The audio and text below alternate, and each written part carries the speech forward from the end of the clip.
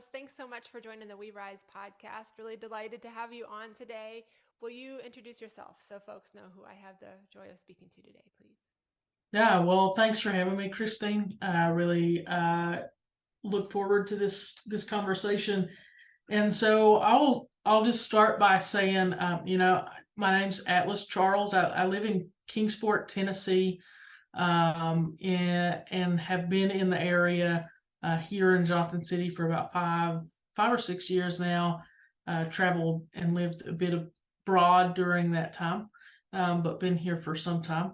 And grew up in the mountains of Southwest Virginia and West Virginia, so kind of still in the same region. But I work across the Central Appalachian region and do that through my work with Rural Support Partners as a community wealth building consultant there. And also have a lot of affinity for national parks to do a lot of traveling and that sort of thing. So, um, yeah, that's the overview. We'll maybe get into more specifics in a minute, but Yeah, that's great. So I love the way you brought it in from the region to national parks, exploring. Where did you grow up a little bit more? Tell us, have a deep, as you may know, I grew up in West Virginia, the Eastern Panhandle, and my dad's side of the family is a coal mining family from Southern West Virginia. We do a lot of work in Southwest Virginia, some of the very best places I feel like in terms of joy of doing work in the world. Um, yeah. but I will say at the same time, growing up in West Virginia was tricky. Where I grew up has changed tremendously since. There's I think there's an artisan like farmers market and like a music place in the town I grew up in. There was like a Tasty Freeze when I grew up, but that was pretty much the only place to gather, I think, when I was young. So I know a lot of places in Central Appalachia are changing a lot. Tell us a little bit more about what it was like for you, your background and story, and growing up. Yeah, so I grew up in Buchanan County, Virginia, and McDowell County, West Virginia. So they're the two counties border each other, but one in southern West Virginia, McDowell, and then one in southwest Virginia, Buchanan County. And I spent the first 8 years or so of my life in a holler in the Cumberland Mountains. My dad mined in the mountains around where I lived. There was a coal mine in the mountain where I lived. And I really became part of that community, both human and non-human in that holler, right? And really loved that space and really learned how to be just kind of be in that place. Mm. And honestly, like that's probably what I miss most about home is um, Mm. the solitude in some way that you get to have at the same time of it never truly being solitude. There's all this life around you. It's just this time to like take that in, right? And so I miss Mm. that a lot. But I where I grew up is an extremely complex region, and I would say that most places are complex in late stage capitalist society at this point. But Appalachia's got some complex history, particularly because of the coal mining and all the exploitation that really happened and oppression in the history of not only coal mining. I mean, it gets the worst rap, but there was also logging and using of minerals to do things like make china and pottery. I mean, it's a long history of exploitation, even in the Tri Cities where I'm at. I mean, you get the strikes at the rayon factory that happened in Elizabeth, and so it, I think the narrative that folks often focus on for Appalachia is where I came from. I came from the coal fields where that's how we were exploited mainly, and then logging, but it's much broader than that. So, Mm. um, where I grew up, I mentioned is complex, and it was because I grew up the same place that I didn't have clean drinking water because of mining. I didn't have water to wash clothes, wipe clothes in because everything would turn yellow or red Mm. because of the acid drainage from the mines. And at the same time, my dad worked in the mines growing up, right? So the same thing that put food on my table was the same thing that was poisoning my water and my land and harming my community. Mm-hmm. My dad got injured at 26 years old in the mines. His back was crushed, and his story follows very closely to Beth Macy's Dope Sick. He got hurt. He was put into surgery. Was prescribed some OxyContin because of the pain. You know, all the pharmaceutical industry was pushing, that medicine is non-addictive, and then spent the rest of his life until he died at 51 from an overdose in active addiction. And and it was a hard thing. I mean, I remember talking to a doctor one time about my dad, and they're like, this is complex because he's got a lot of pain and he's got addiction, and that kind of captures like the complexity, I think, of like the whole experience in Appalachia, right? Like there's a lot of pain, and there's growth, and like also we can't just take people's livelihoods away from them. That's like, the work I do now is about transitioning to this a new economy, or new economies is kind of what I would call it. There's got to be many instead of one anymore. And um, and we knew that for a long time, but we forgot that for a period as a species, I think. And um, but as I do that work, I often think there's folks that are advocating for this kind of erasure of coal mining altogether, right? Like, let's just transition out. Well, the truth is that means my sister's husband and my sister, by extension, won't have money to live, right? And so there's this extremely complex balance that I think came from where I grew up. Um, and also, let me say that like all that complexity also means that there was a lot of beauty in that experience, right? Like the started by talking about how much I miss being in community with life, whether that be humans or otherwise. But there was also a lot of values of taking care of your neighbors that I was taught that were deeply ingrained. I think it's probably where a lot of my work comes from now. There's also, I mean, I can remember my granny, my great grandma would like people would come off the holler road. They'd be walking to come in and get food from her table. My granny didn't have anything more than a garden and a couple dimes to rub together. Um, and she would feed anybody that came in, and make sure that they had enough, and try to send them off with food too. And I feel like that was a example that really stuck with that value of like take care of others and you'll be taken care of. So all of that to say, I mean, a lot of complexity there, um, and mostly complexity that I have learned after I've left that that area, right? So I've traveled to other rural regions, I've traveled abroad, I've lived here in Northeast Tennessee for some time, and I honestly think it took some of that travel to see the complexity and not just the oppression, because you feel the oppression so deeply in those spaces. And leaving kind of allowed me to locate myself socially in those systems, which then I think enabled me to do the work that I'm doing now. Yeah, that's beautifully said. That dynamic of sometimes we need perspective. It takes removing ourselves from a situation to gather perspective to be able to see how you fit into the whole system. But so many incredible themes there, Atlas.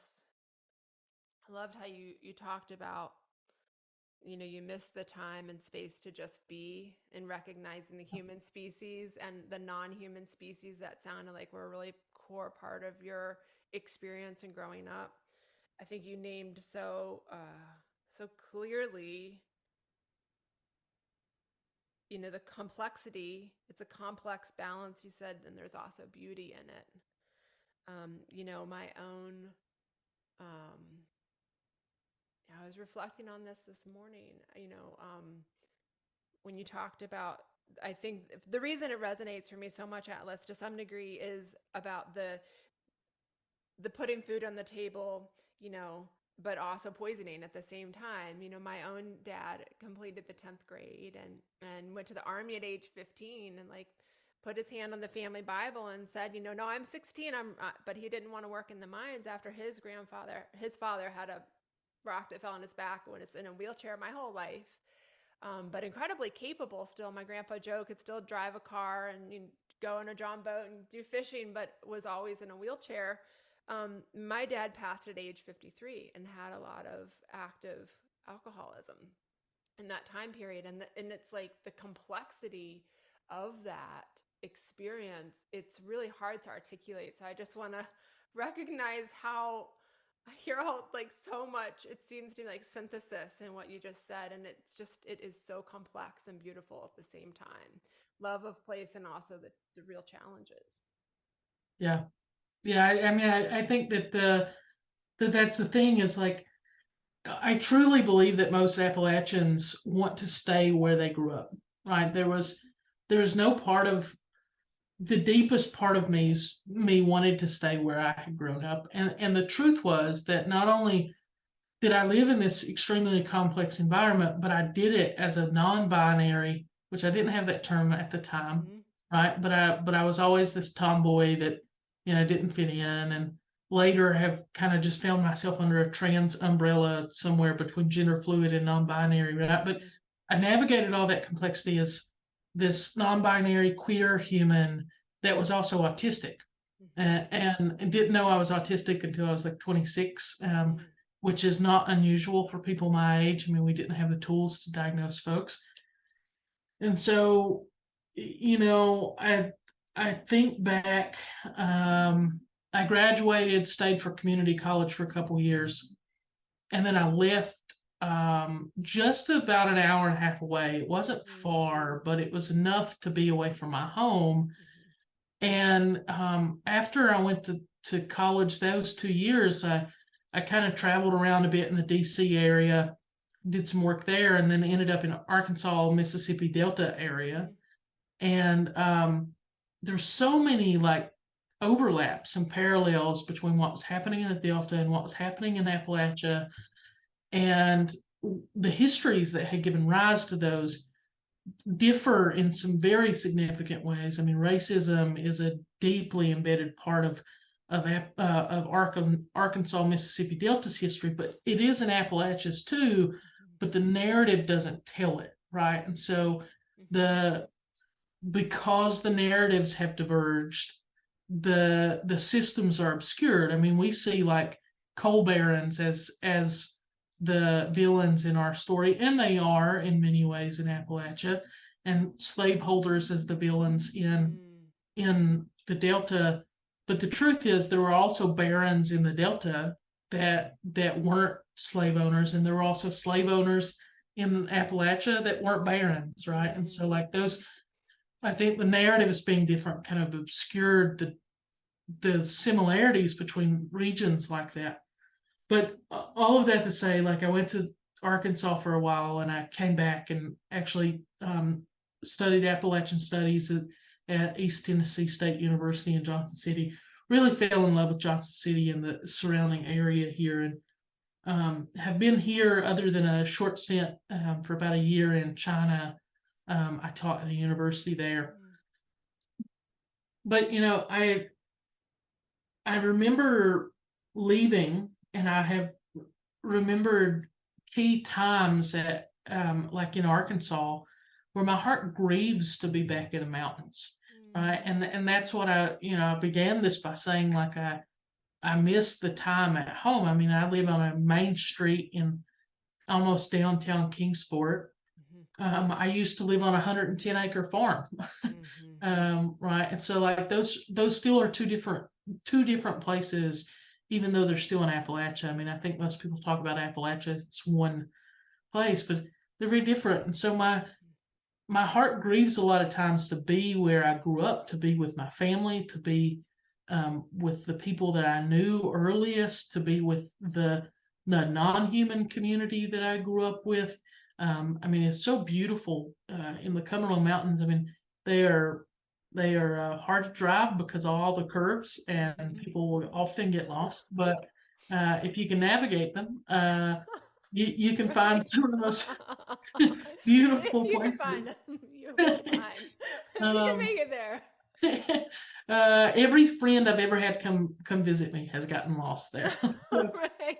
um, Don't follow your GPS. yeah, Right. that's Look for true. the sign. You'll end up like the 18-wheeler trucks, delivery trucks on Yep. top of a dirt road somewhere. Yep. Have to have a neighbor, don't tell them how to get out. Yep. Um, but some of those beautiful places, and so like the largest part of me misses that more than I want to be somewhere like I am right now. And not that I don't love the area, not that I don't love the people that I've met here, the community that I have, but my heart grieves to be back. It misses it. And so I think most people want to stay where they're born. Most people want to stay in community.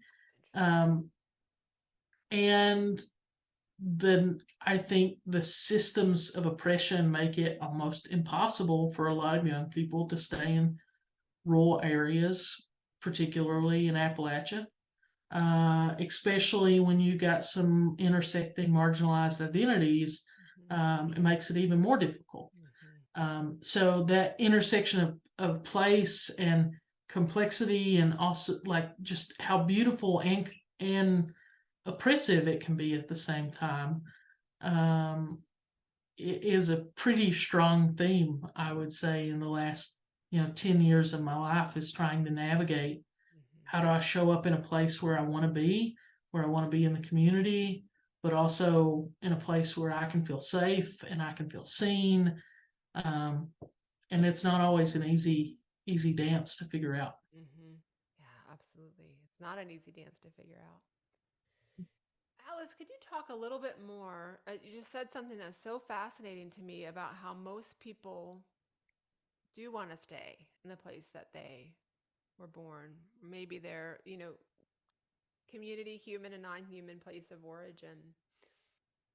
Do you think that that experience for you has arisen through that time away?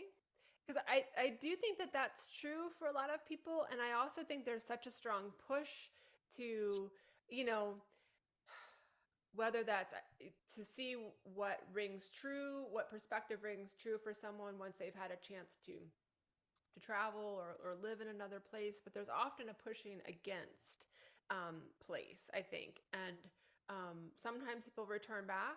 And that, as you likely are, that narrative is talked about a lot, not only the how common it is for people to need to leave, to want to leave for educational or work experiences, what brings people back, our community's welcoming of new people in place. There's just a lot of complexity there. But I haven't heard people talk as much about the desire for people to want to stay.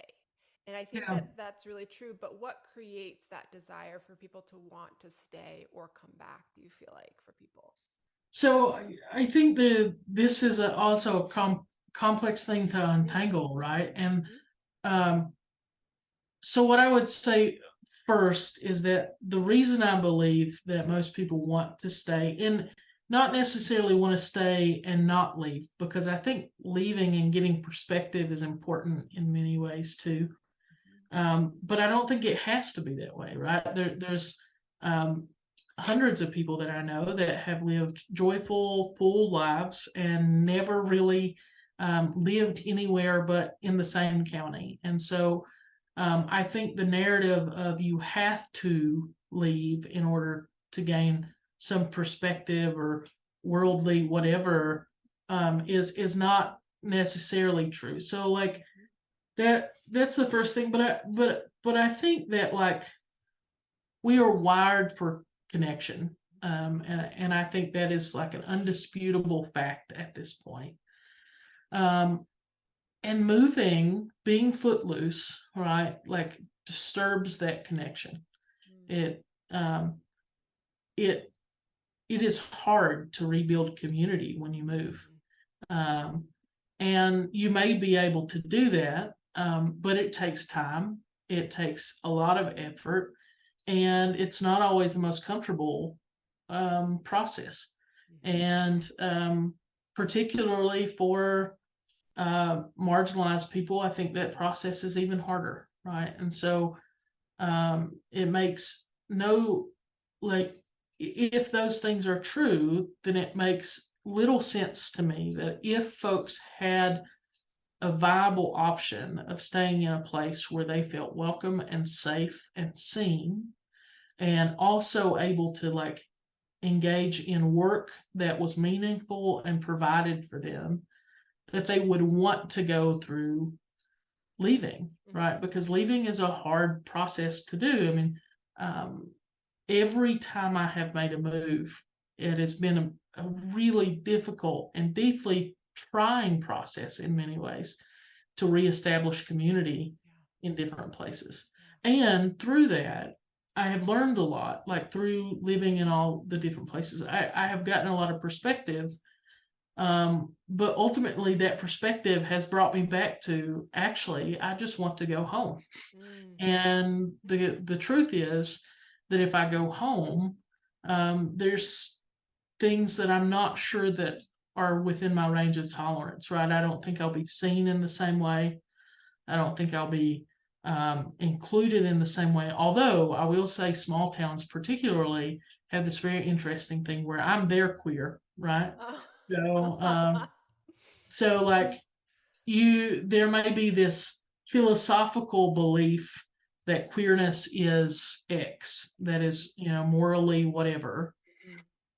And at the end of the day, folks show up because they've known me since I've been little, and I'm their queer, so that doesn't matter, right? So they can like push that aside, which I think just goes to show like the power of Yeah. relationships. Like relationships can overcome whatever indoctrination might have taught them that queerness was bad. I mean, Mhm. I show up as the same person I've been my entire life. Mhm. I've not changed anything. I was queer then and I'm queer now. Mhm. And somehow, without always being able to say that, somehow that clicks for folks. Mhm. I I think that you just, I mean, that's so much the heart of the work. Even when you talked earlier about the work that you're engaged with now, it's that relationship that allows us to see person to person, connection to connection, and beyond the isms or whatever mental constructs we might have been told from a society or a narrative. But it almost allows us to drop into our heart and say, "I know you. I've known Atlas since they were like a little, Yeah. and I know Atlas today." And so, what a that emphasis, I think, on relationships and connection is one of the most powerful things, I think, in the work. So to bridge that a little bit more to what you're up to today, tell us a little bit about the work that you do. Where does it bring you energy to do the work? What's beautiful about it? What's challenging about it? So tell us a little bit about it and how it kind of shakes out.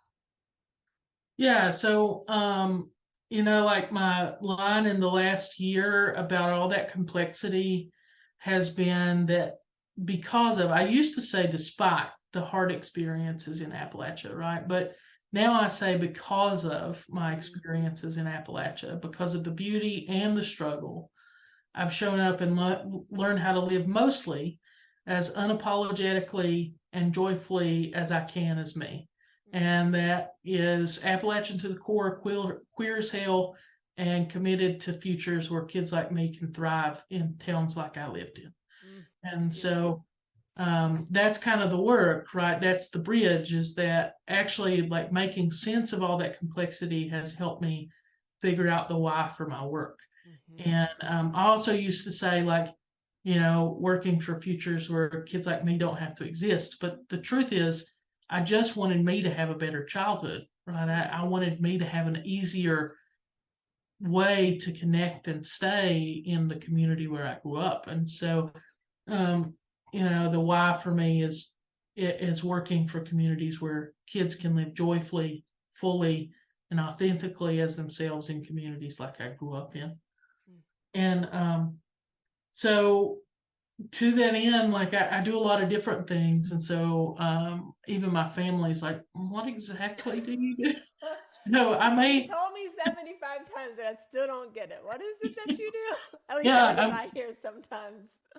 I may put it out on this podcast, and people will be completely, bumfuzzled by the end. But um, the heart of my work is I think a few core things, and that's um, one is community economic development, but I don't view it in that paradigm, right? And so I use that language because it connects with a lot of people, but that's not the paradigm in which I work anymore. It's some intersection of community wealth building, and so that's creating local control and ownership of community wealth, communally inherited wealth, right? Not something that somebody created, but just that we all own, that we all have stake in, and learning how to leverage those for benefit to people, place, and planet.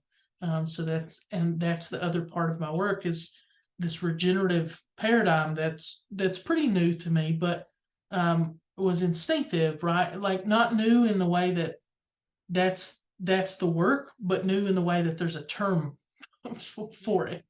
Yeah. Um, and so, and then the third piece of that kind of core work is figuring out how to address multiple oppressions in all of that, because I think in Appalachia there has been this strong emphasis on extractive industry. So they're like, the financial oppression and extractive oppression. We're now moving into a period because of the murder of George Floyd and closer to home, Breonna Taylor. We're seeing more and more emphasis be put on racial justice, which I think is absolutely needed and needs to continue. And there's a multiple oppressions, multiple injustices kind of at work here. And so I think that to address all of those is to take into account all the oppressions that are undermining and the beauty and health of communities, right? And so that's kind of the three core pieces is showing up with that paradigm of what's the equity work look like, what's the anti-oppression work look like, what does the regenerative work look like to regenerate people in place, which I think has been part of the paradigm of like community economic development, community wealth building for some time, but also planet. Like how do we get non-human species in that as well? And then and Gaia as a whole, like the whole Earth, not just this species or that species, but the whole living system that we're in. And then the kind of the third part is working to build wealth and build ownership and control of that community inherited wealth, and then leverage that for growth, and not exponential growth, but growth in the way that communities determine. And so to do that, I think the core practice that I use is participatory facilitation, which grew out of work that Miles Horton and Paulo Fieri did, and their book "We Make the Path by Walking" is one that most people would know, and so that's a recommendation for anybody that wants to get into this work for sure.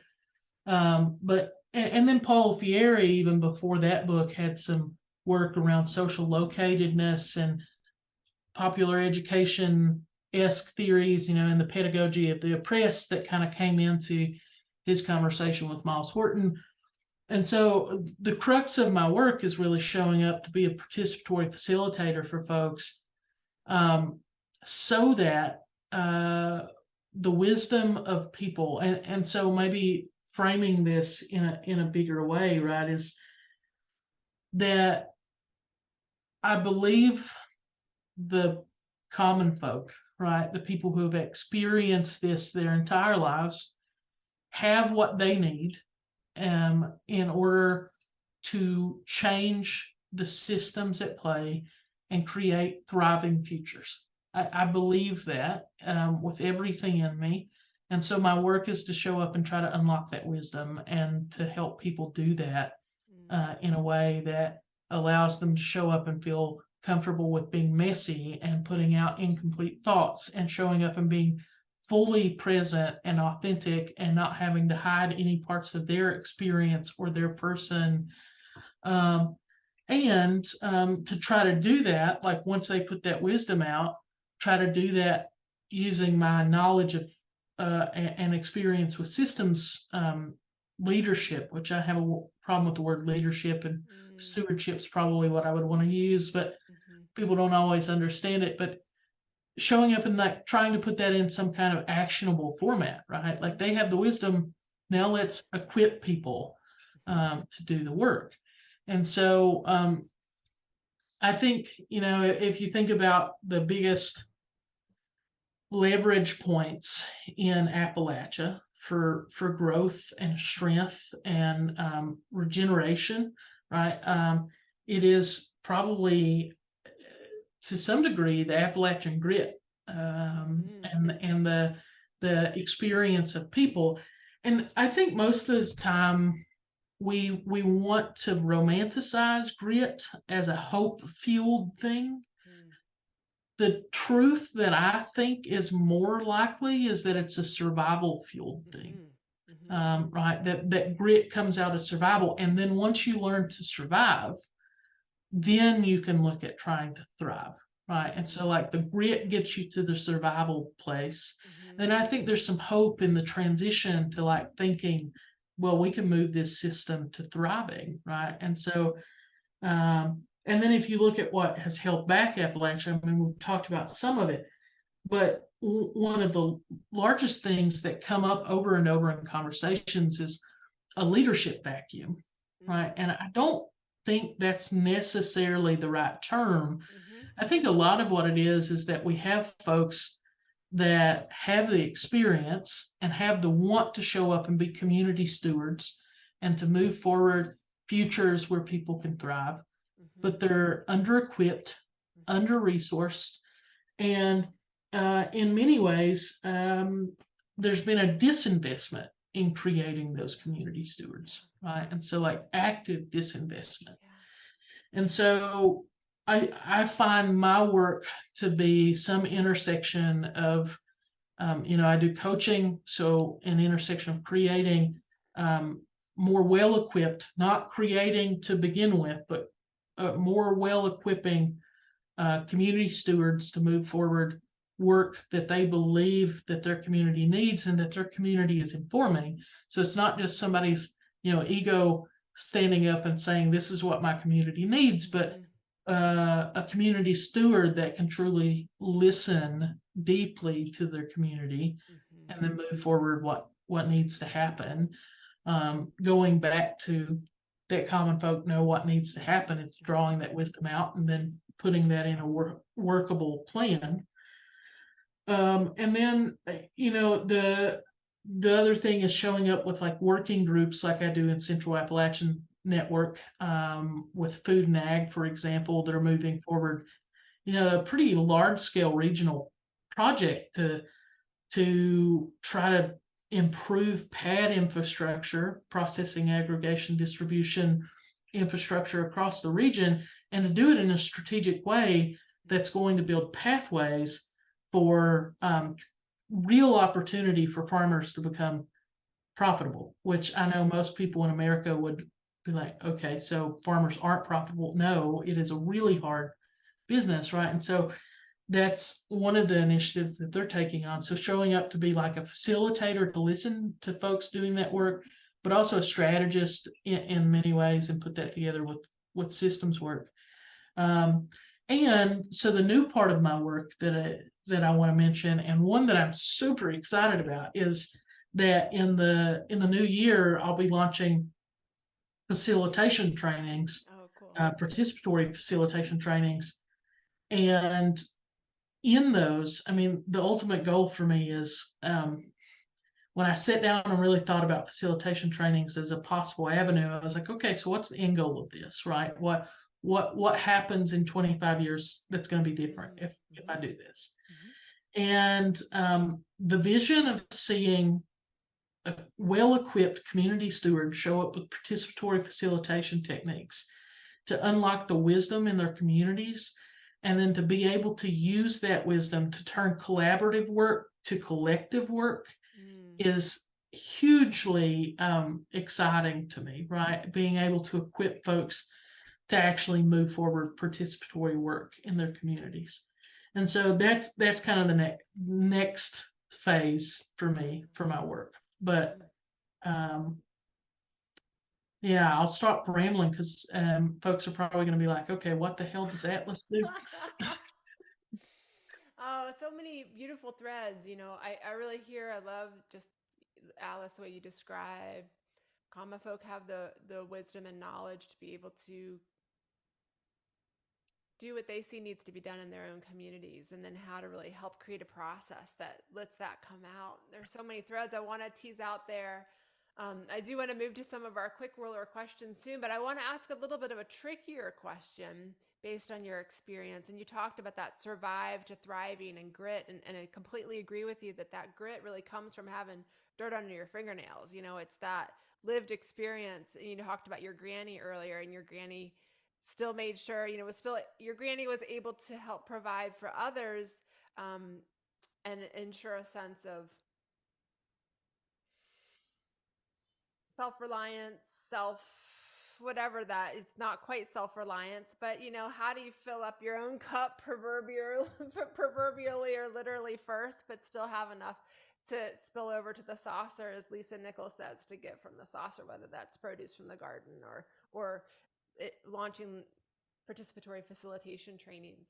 How have you found, Atlas, that people who are struggling to put food on the table can engage in participatory processes when it's, I wrestle with this a lot, um, because it takes a little bit extra energy to be able to engage at that level, even if people deeply, deeply want to. It's a hard to find that space, time, energy. How have you found that people are able to engage in ways when they're struggling to put food on the table at community scale work?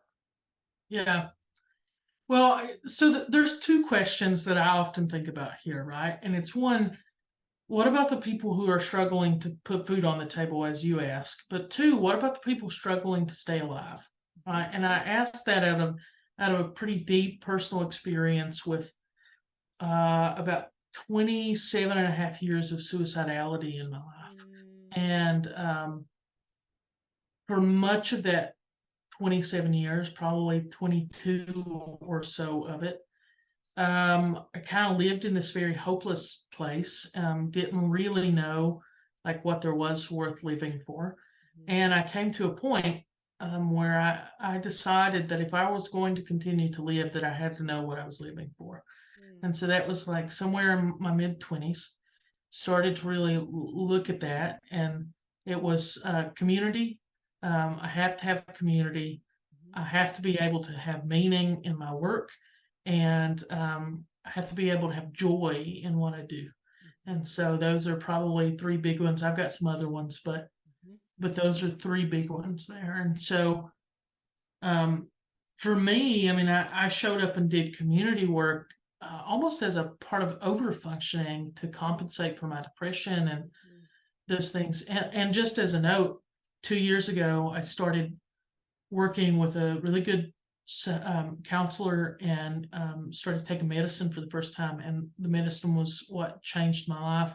mhm, Took an antidepressant that also happened to help me with fibromyalgia. I have some mhm, chronic illnesses that mhm, compounded all the mhm, depression and things.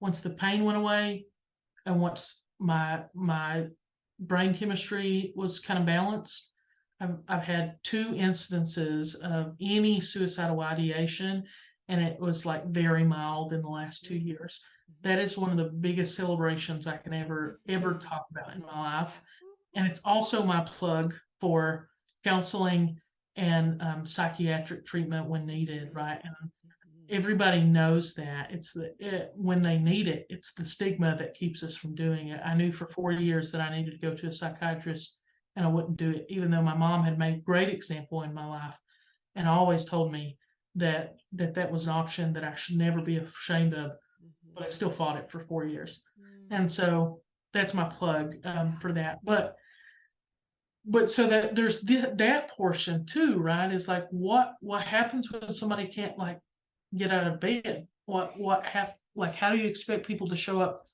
when they literally have like this cloud that lets them see nothing but or feel nothing but like paint drying on a wall, right? And that's kind of how I felt for a long time. And the other portion is how do you do that when people need to feed not only themselves but also their family? I mean, think about people who have two jobs already that are feeding their family, and how do they engage? And I think the second one is somewhat I won't say some I don't want to say easy, but somewhat more simple to address, and that is make potlucks, make sure people's bellies are fed, Yeah. make sure your meetings are friendly for kids to come to, make sure that you're including entire families. I think about this a lot because I have some history in being trained in Christian ministry, and I think about churches a lot. Like, why are churches so damn successful at building community? And it is because their events are family friendly. They show up, they feed you. There's a good community there of people that you know, that you can trust, that you can rely on. And so the same thing has to happen for community work, right? Is that you got to feed people and you got to show up with community and be willing to be in community with people and to be with people and it just not be another transaction. And I think that all gets to also giving people more reasons to live and to be able to find joy in their life, right? And so, and meaning also. And so, like, the being portion of that is really important. Like, allow space to be, and also allow space for people to be fed and their families to come with them. Yeah, love Um, that. Love that. I don't think that's the solution, but I think that's one way that we can start making it easier for folks to show up. Sometimes it's that one step at a time. Yeah. Yeah. Yeah. Awesome. Thanks for that. So I feel like there are so many ways I want to tease this out, but for today, I'm going to get ready to wrap us up with some quick roller questions. You've talked about some of these questions already, so I'm going to weave a few of them together.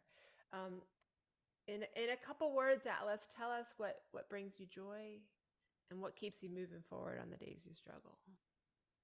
So what keeps me moving forward is this hope for and belief that I am co-creating communities where queer kids, black kids, brown kids, poor kids, autistic kids, other neurodivergent kids can have thriving lives, and where the communities themselves can thrive, both human and non-human. And so it's a hope for that and a belief that I'm doing that. I think what gives me joy, I've shown up here kind of weaving professional and personal together, which is what I see my entire practice as, right? Like, my professional life is informed by my personal life, and there's no way of divorcing those. Truthfully, my educational experiences are a pretty small portion of what informs my larger work. So what gives me joy is kind of a connection of those two. Also, is there's small things that give me joy, like finding fossils when I'm in national parks and being able to pet a horse that I stopped beside the road and it's hanging its head over the fence, watching sunsets, traveling and seeing new places, and like getting to know people's, how other people view the world. Those things give me a lot of joy. And there's a lot of joy in the moment where collaborative work becomes collective, because there's this aha moment where people are like, we have so much more leverage this way, right? And so there's a lot of joy there too. And there's a lot of joy, I think, just in walking down the street. We went to Christmas in Kingsport last night, or night before last. And it was a place where people were happy and together. And it was one of the first times that I had seen that in my town. And so, like, seeing that, even though I had nothing to do with that, that's adjacent to my work. Somebody made that happen. And so like that brought me a lot of joy that was able, like we were able to share that space. Yeah, beautiful. Love that. Ooh, yes. So, um, what key lessons learned would you share with others? Or conversely, feel free to go in either direction. What do you wish someone told you 5 or 10 years ago about this work? Yeah, I think they're both the same thing for me, right? Is that the path to change is long, um, and you can't run it. You got to walk it, much like the book "We Make the Path by Walking." But the path to change is long, and you have to walk. The bureaucracy and the oppressive systems and the exploitation and the degeneration, the systems and the mindsets run deep in our society, and that people have what they need. We need, common folks have what we need to solve those problems and create a future where we want to live, or futures where we want to live. The work is about drawing out that wisdom. Mm-hmm. So that's the lesson, but I also wish somebody would have told that to me. But truthfully, even if somebody had, I don't think that I would have listened to that. I think it would have been one thing out my ear and never thought of again until I wrote it down myself. Yeah, writing it down yourself. Absolutely. Yeah, that's some wise words right there. What a beautiful conversation today, Alice. Any other thoughts or reflections you'd like to share, or tell us how people can learn more about you and your work? Um, Thoughts and reflections is I'd actually just like to, invite folks listening to this to take a moment and reflect on their own stories and like how they got to here, because that's where you find your why, which is another key lesson. Like you got to have a why, and so that's my invitation to folks on listening. And then how to find out more about me. Rural Support Partners has a website. You can go there. I'm listed there. Although this conversation is probably much more informative than that bio. Mm-hmm. Um, there's a link. I have a LinkedIn. Um, I also work in Kimball, West Virginia. There's Build Up Kimball and Edge Economic Development Greater East. They've got some pages where you can figure out the work that I'm doing there. But otherwise, my any of those places will have ways to contact me, and so I'm always happy to get in contact with folks that's doing good work and see what synergies or conversations we can have. I'm not looking for a transactional. Can we work together? Mm-hmm. A lot of times it's literally like, can we support each other, right? And that could be a simple conversation of listening. Yeah, I think that's it. Awesome. We'll include those links in the show notes so folks can check it out and learn more and on the episode webpage at yeswerise.org. So appreciate that. Yeah, yeah, and Alice, I it's think you go ahead. mentioned resources. Two things I want to drop for folks. One was, we make the road by walking, and pedagogy of the oppressed, but also getting into some newer writers and voices that I think need to be heard. Emergent Strategy by Adrienne Marie Brown, and then Desert Solitaire by William Abbey. Um, Probably was one of the top 3 books that changed my life to look at the world in a more um, regenerative paradigm, taking into account non-human parts of the world too. So those 2 resources I really changed my practice, but also who I was, and so I would invite folks to read them. Yeah, such gems right there. We'll include links to those in the show notes as well on the episode webpage. So, Atlas, thanks so much for the wisdom that you've shared today. Your, just commitment to common folk and community, and obviously sharing the resources for others to be able to lift up and learn more. So, thank you for joining the podcast. It's been great to have you on. Yeah, well, thanks for having me. This has been great.